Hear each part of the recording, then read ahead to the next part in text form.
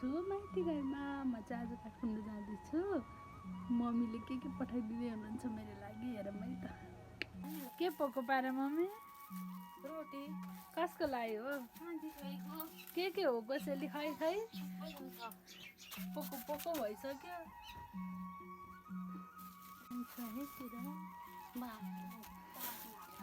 सेलरोटी,